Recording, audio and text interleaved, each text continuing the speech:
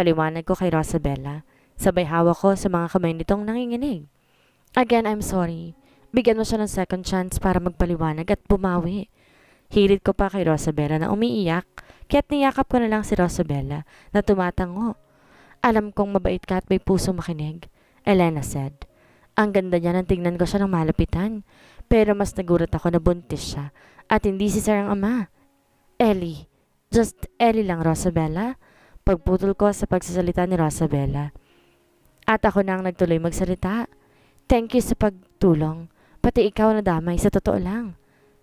Nagulat nga ako, hindi na nagdalawang isip na tulungan ako, na ikinapahamak mo pa. Pati nalaman ko kay Manang ang mga ginagawa mo. Sana hindi na maulit yun. Bata ka pa't may hinihintay pa siyang buksan mo lang ang puso mo. Imulat ang mga mata mo. Hirit pa ni Ma'am Ellie sa akin at medyo narito pa ako. Inabot ko ang isang red rose na natanggalan ko na ng tinik. Para sa iyo po, ma'am, sabi ko pa. Thanks. Balik na sagot nito sa akin at bigla ako napayoko. Medyo natakot na makita ko sa likod nito si Mr. Balmes at napapikit ako ng madiin dahil sa kaba. Naramdaman ko ang kamay ni Ma'am Ellie at nagpaalam na ito na ikinalito ko.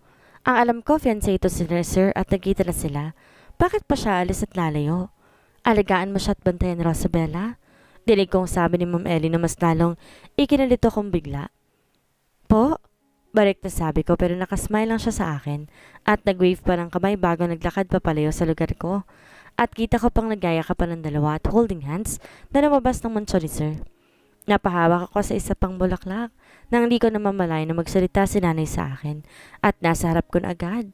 Aba, ano bang pinagagawa mo? Sabi pa nito habang inaalis ang tinik sa kamay ko at ramdam ko na lamang ang hapdi na mag-alis ito ng tinik sa palad ko. Kaya doon ako napatingin bigla. Parehong kamay ko ay may dugo at may nakatusok na tinig. What happened, Manang? Biglang sabi ni Sir. Inalis sa binti ko mga bulaklak na napitas ko. Inabot kay nanay. Binuhat niya ako papasok ng mansyon. Natulala ako at napatitig sa mukha ni Mr. Balmes. Sa sobrang lapit ng mga mukha namin, naduduling pa ako. Your hand is bleeding. Sabi pa nito at pinaupo ako sa sofa at katabi ko siya. Wala akong imik habang hawak niya ang kamay ko, gamit ang daliri. Inalis niya ang tinik sa mga kamay ko. Sa sobrang lapit ng katawan, lalo na ang mukha niya, parang bagong ugalit aura na nakikita ko ngayon. May ganun bang bigla na lang nagbabago ng ganun kabilis? Dahil alam nila na may kasalanan sila. Bigla ako napailing at hinila ko ang kamay ko. Nahawak lang niya kanina. Inilayo kong sarili ko mismo sa kanya. Alam ko wala akong alam at kasalanan. Siguro naman po pwede na akong umalis sa poder mo. I said to him at nakatingin lang siya sa akin na parang nag-iisip muna bago magsalita. Mr. Balmes, ayoko na po. Pagod na ako at siguro naman masaya ka na at kinuha mo ng lahat sa akin. Kahit yung kaisa-isang inaalagaan ko, inangkin mo na. Sapat na po siguro yung kabayaran kahit wala akong kasalanan. Sorry. Bulong niya pero narinig ko pa rin. Hindi ka na makakaalis dito dahil yun ang dapat. Balik na sabi ko kay Andrea na mas lalong na inisyada sa huling sinabi ko. Pero natutuwa ako sa mukha niyang galit at namumula din ang mukha niya. Ngayon ko lang napansin na bigla siyang gumanda sa paningin ko. Lalo na naman nangyari sa amin na parang ako pa naging rason na maging ganap siyang babae. I am proud of myself.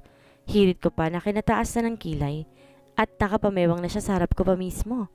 Hindi ako nakatayo agad kaya nakatingala lang ako kay Andrea. Nagalit na nga talaga. Bigla akong kinabahan. Bakit?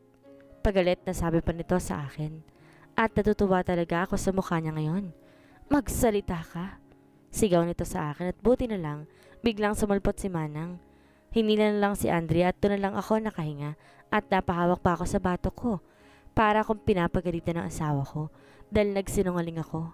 Sabi ng madumi kong utak na ikinangisi ko pang lalo. Masarap sabihin ng salitang asawa. Sabi ko ulit at napasandal na ako sa upo ang mahaba.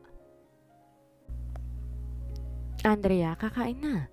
Biglang sabi ni nanay sa akin. Nanay, sorry po sa inasal ko kanina. Pabalong na sabi ko. Alam ko nakita niya kung paano ko sigawan at pagalitan si Sir kanina. Nabigla lang din ako dahil nga nagsasabi ako ng totoo at wala akong alam sa lahat, lalo nang wala nang kasalanan. Tumawa lang si nanay sabi, sabay hawak ng kamay ko. Anak naman, natutuwa nga ako dahil para kang misis na pinapagalitan ang asawang late nang umuwi. Biglang sabi ni nanay na kinataas ng kilay ko. Gusto ko sanang kumontra pero masarap sa pandinig ang salitang asawa. Tahimik lang kaming kumakain. Sa tabi ko si nanay. Nagulat pa nga ako na kasama ni Mr. Balmes, ang dalawang kaibigan nito na sina Mr. Villar at Mr. Aragon na ipinagtaka ko. Nakakaya tuloy lalo na yung pasimpleng tingin sa akin ni Sir. Anak, kumain ka ng madami. At oo nga pala, ikaw na munang bahala dito sa bahay ha. Kasama mo naman si Sir at uuwi muna ako sa amin. Biglang sabi ni nanay sa akin na ikinalingan ko pa. Inay, sama po ako, sabi ko rito. Sandali lang po ako, pati nandyan naman si Sir kaya may kasama ka pa din, sabi ni nanay sa akin.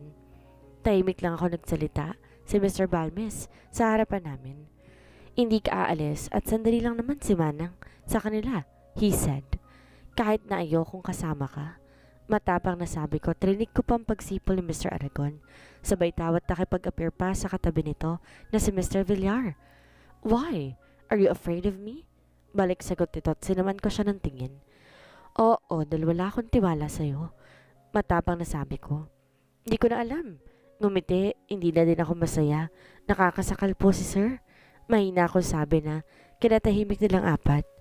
Anak, kung sasama ka, walang makakasama si Sir dito. Balik na sagot ni nanay sa akin. Marami namang babae yan, nanay. Hindi po siya nag-iisa at malulungkot. Matapang na sagot ko at tumayo na lang bigla si Sir Balmes. Tama ako at yun ang totoo. Hirit ko pa. Busy kami ni nanay na mag-ayos ng gamit niya habang nasa sala ang tatlo dahil si Mr. Aragon na daw maghahatid sa bus terminal kay nanay. Nay, baka hindi mo na ako makitang buhay dito. Pananakot ko kay Nanay Jody para hindi ako iwan sa impyernong mansyon na ito.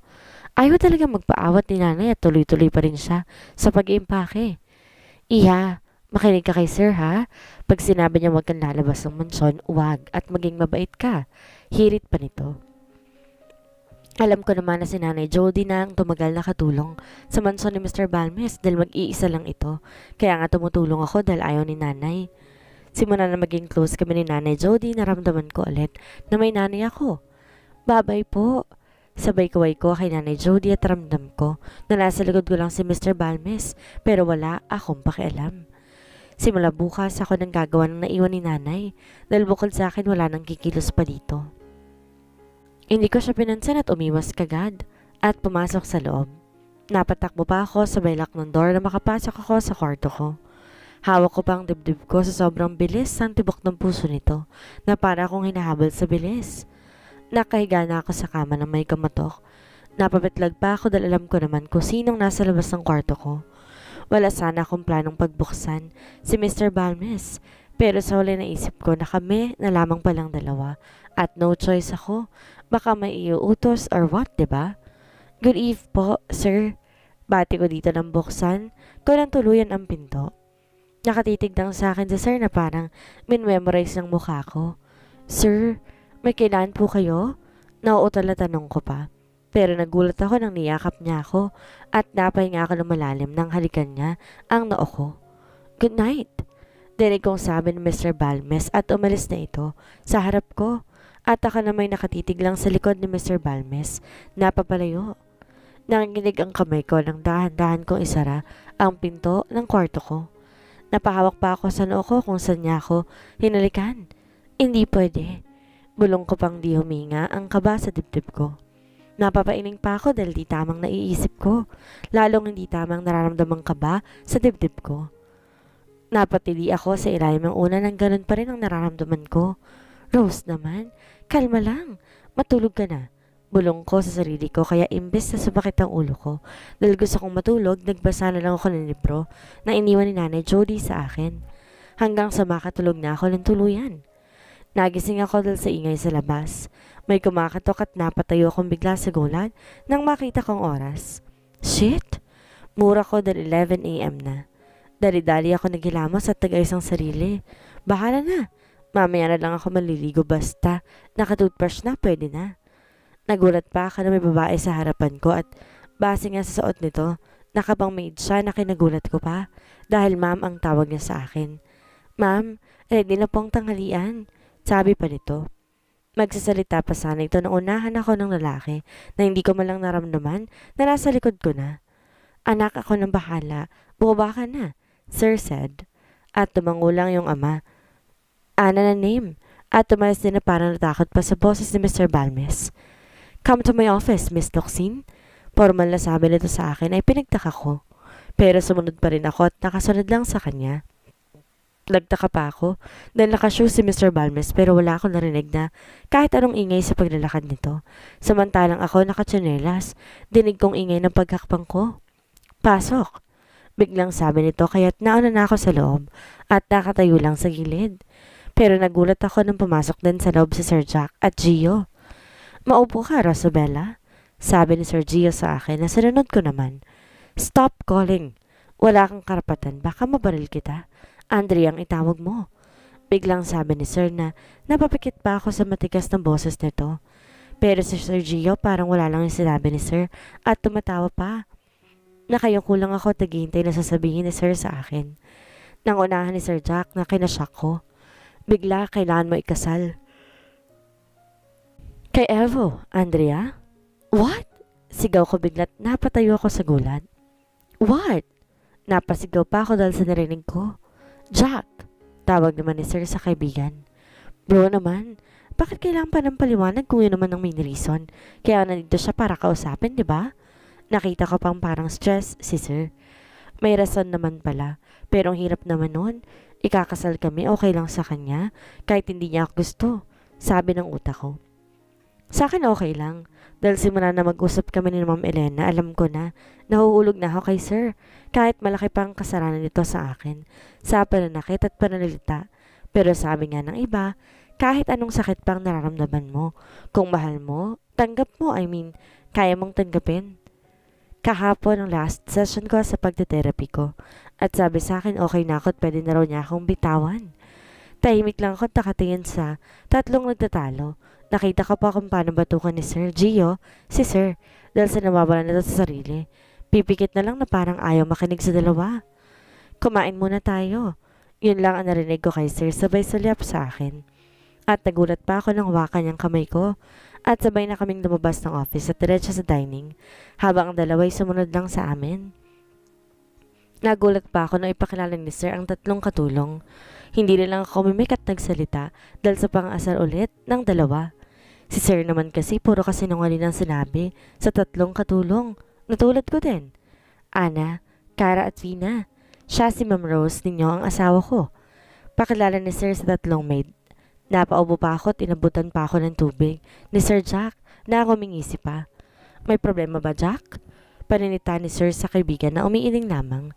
Habang napatingin pa ako kay Sir Gio na tumawa na ng tuluyan dahil kita sa puting tenga nito ang nahihiyang mukha.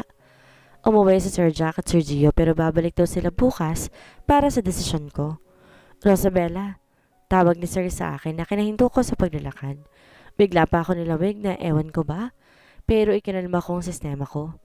Yes po sir, sabi ko pa dito. Call me Evo o Dalton. Pwede din honey, love, sweet or babe.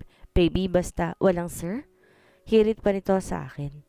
Hindi ko alam kung matatawa ako sa huling sinabi niya pero nagpigil na lamang ako. Sabay abot sa akin ang papel. Isang marriage contract. May pirma na ni Sir at nandun din ang pangalan ko. Nagdadalawang isip kung pipirma ba ako pero sagrado ang kasal. Pabalong nasabi ko at narinig din pala ni Sir Eros. I know. At isang beses lang din ako magpapakasal kaya pirmahan mo na.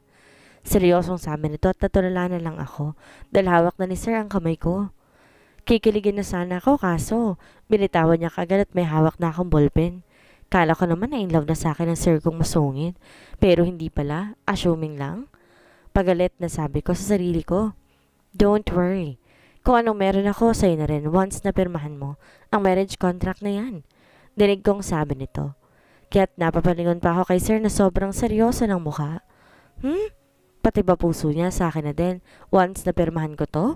Sabi ko sa sarili ko pero sa nakikita ko kay Sir ngayon, mukhang imposible. Pero masaya ako dahil sa dami-rami ng pwede niyang alokin ng kasal. Ako pa talagang walang-wala. At kita naman na hindi niya ako gusto. Sa yaman ni Mr. Balmes, sure ako na marami tong kakilalang mayayaman at magagandang babae.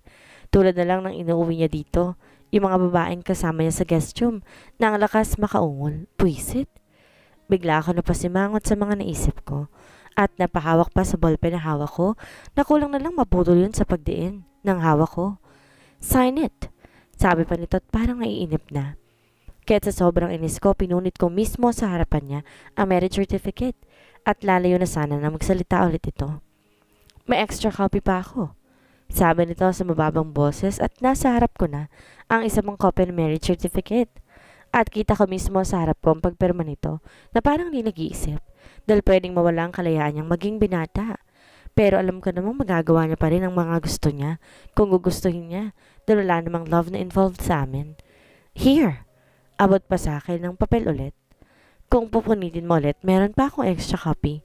At nagulat ako na higit 20 pieces pa yata ang hawak niyang papel. Ngayon ko lang naisip mayaman pala siya at may dalawang kaibigang maasahan kahit sa kalolokohan. Katulad ngayon, na parang hindi siya titigil at wala siyang planong paalisin ako hanggat hindi ko napipirmahan ng papel na nasa harap ko na naman.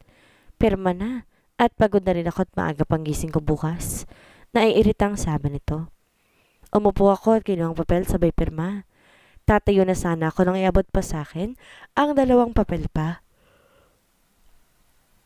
Sa sobrang inis ko, pirma lang ako ng pirma na parang may-ari ng kumpanya. Sabay hagis ko sa ballpen sa mukha niya. Puwisit siya. Sabay takbo ko. Papalayo sa baliw na yon na todo ngisi habang inaayos ang papel na may pirma ko.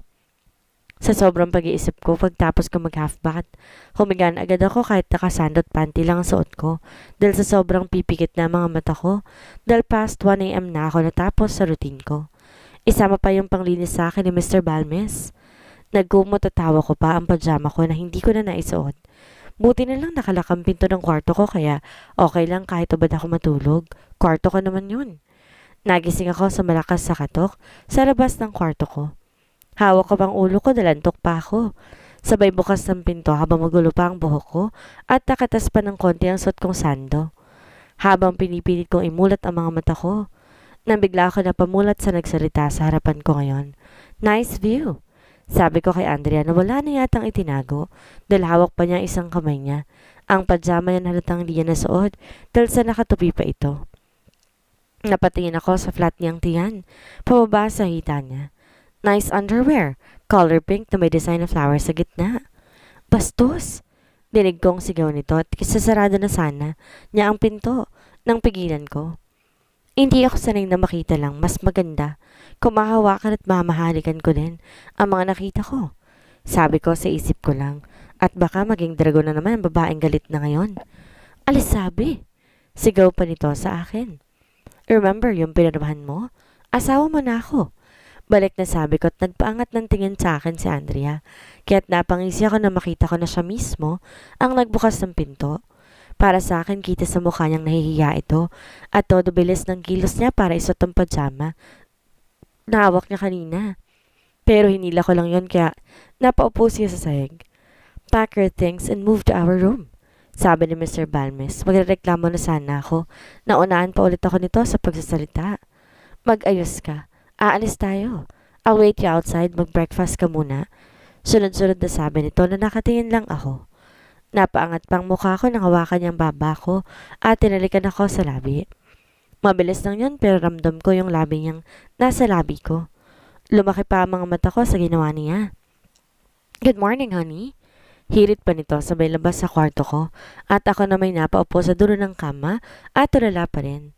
Wake up, Andrea. Tulog ka pa yata. Paalala ko sa sarili ko. Pagbaba ko nasa sala sa Sir Gov at Sir Jack habang nasa likod ko ang walang hiyang asawa ko kuno dahil sakto nagbibihis ako nang pumasok na lang ito sa kwarto ko. Napaisip din ako na sabihin niyang nakita na niya yon at nahalikan. Gago siya? Sabi ko lang sa isip ko. Napaisip din ako na sabihin niyang nakita niya yon at nahalikan. Mr. and Mrs. Balmes, good morning. Pang-asar ni Sir Jack sa akin. Isa pang konsentidor. Alam ko naman na siya. Silang may gawa ng lahat ng to. Pero hindi ko pa alam ang reason bakit kailan pang ikasal kami. Para saan? Nag-breakfast kami bago umalis at wala akong ideya kung saan kami pupunta. Basta sinama lang nila ako. Higit 2 buwan na ako sa mansyonin at dumaan na din ang isang buwan nang mangyari ang bangungot sa akin. At 2 linggo na rin wala si Nanay Jody. Sabi niya sandali lang daw siya pero wala pa din.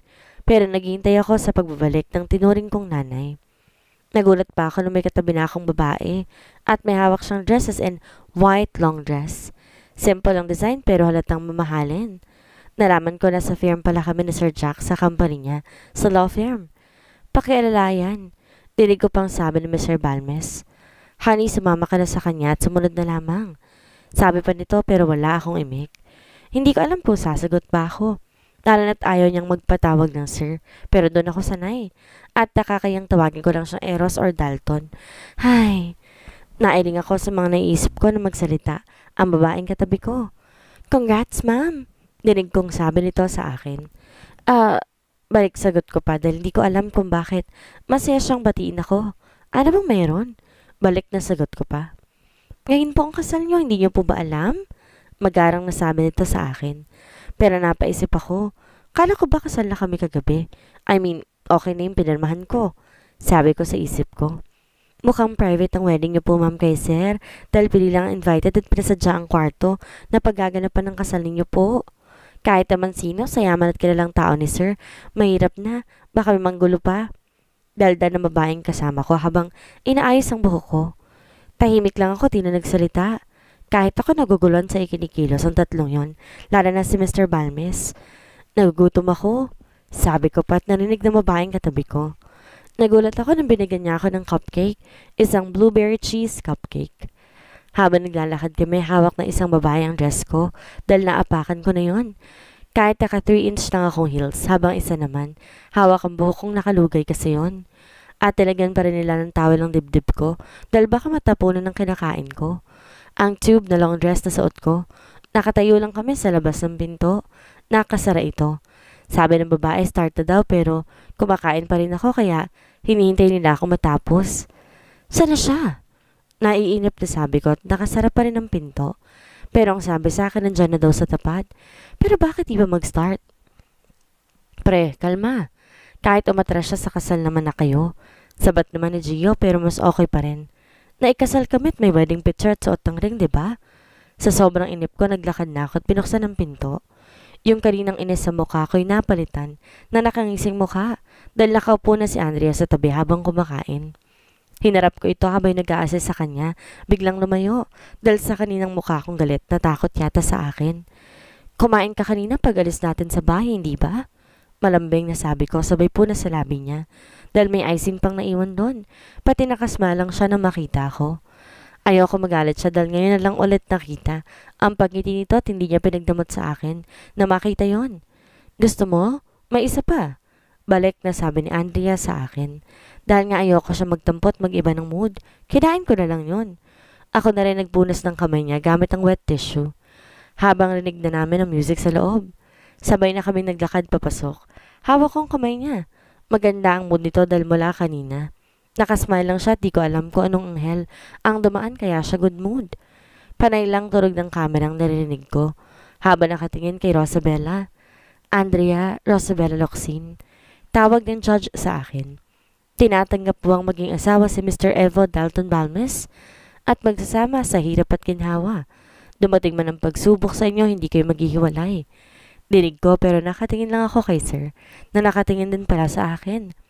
Ramdam ko ang pagpisila ng 2 beses sa kamay ko kaya't doon ako napatingin. Ewan ko ba ang ganang pakiramdam ko. Hindi ako makaramdam ng inis lalo na't nakikita ko si sir na nakatingin sa akin. Siguro nga tanggap ko na mag-asawa kami kaya tumango ako at saka nagsalita ng sagot ko. Yes po, I do, I said. At ikaw naman, Eros Dalton Balmes. Tinatanggap mo ba si Mrs. Andrea Rosabella Locsin na maging asawa? At nagulat ako na sumagot agad ito, kaya tumawan lang ang judge at nagpalitan na kami ng singsing. Hay! Excited kong sabi mo na sa likod namin. Boses pa lang alam kong si Sir Jack yon. Marami pa ako narinig pero bigla na lang naging tahimik nang halikan ako ni Sir. Ramdam ko ang pag-iingat nito. Hindi tulad na may nangyari sa amin. Puro sakit lang nararamdaman ko noon. Isama pa ang masakit na salitang tinanggap ko na lamang. Kahit masakit, nangyari na rin eh. Napatingin pa ako sa suot kong wedding ring. At isinama na rin ni Sir at engagement ring. Kahit